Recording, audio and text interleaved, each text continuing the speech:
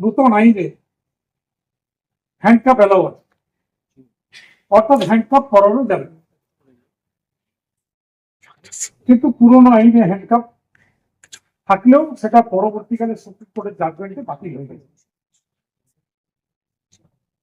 নতুন আইনে আরেকটা সব থেকে ডেঞ্জারাস জিনিস আছে, যে যদি কোনো কেসের সাজা 10 বছরের বেশি হয় এবং যদি ওভার পাওয়ার পরে at the time of arrest police can open fire, অর্থাৎ এনকাউন্টার করে দেওয়া যেতে পারে। ডাইরেক্ট লেখা নেই, ভালো করে আইনটা পড়বেন, ইনডাইরেক্টলি লেখা। অর্থাৎ যে কোনো মামলা করতে তো অসুবিধা নেই, একটা এমন সেকশনের মামলা হলো যে মামলা সাজা 10 বছরের বেশি, সেই মামলাতে তার ঘরে রেড হলে তাকে গুলি করে মেরে দেবে। এটা কিন্তু নতুন আইনে আছে। এই ধরনের যে আইনগুলোর পরিবর্তন করা হয়েছে, প্রত্যেকটা পরিবর্তন খুবই উদ্দেশ্য প্রণোদিত ভাবে, যাতে বিরোধী রাজনৈতিক দলকে দাবিয়ে রাখা যায়, যাতে মিথ্যা কেস করে দিনের পর দিন জেলের ভিতরে রাখা যায়, 111 যেমন আছে।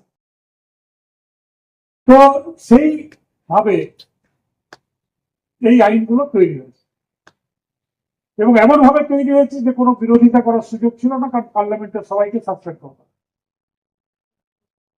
কিন্তু আমাদের রাজ্যে মাননীয় মুখ্যমন্ত্রীর নির্দেশে আমাদের রাজ্যের বিধানসভায় আমরা এই আইনের বিরোধিতা করি, এবং প্রত্যেকটা আইনের যে ধারা, সেই ধারাগুলো উল্লেখ করে করে কেন করা হয়েছে, কি ছিল কি হলো, সেই জিনিসগুলো আমরা বিধানসভায় বলেছি এবং আমরা সেই প্রস্তাব পাস করে পাঠিয়েছি। কিন্তু আমরা জানি এই প্রস্তাব গেলেও কিছু হয় না, হয়তো এই ক্ষেত্রেও হবে। আজকে ভারতবর্ষে এমন একটা অবস্থা হয়ে গেছে যে বিধানসভায় যদি আইন পাস হয়, সেই আইন রাজ্যপাল বা রাষ্ট্রপতির কাছে বছরের পর বছর পড়ে থাকে। ধন্যবাদ মহামান্য উচ্চ ন্যায়ালয়কে, সুপ্রিম কোর্টকে, যে রিসেন্টলি একটা তারা জাজমেন্ট দিয়েছেন যে 3 মাসের বেশি আটকে রাখা যাবে না, এবং 3 মাসের মধ্যে যদি সেটার ইয়েস অথবা নো না হয়, তাহলে এটা প্রিজিউম করা যাবে যে এটা ইয়েস।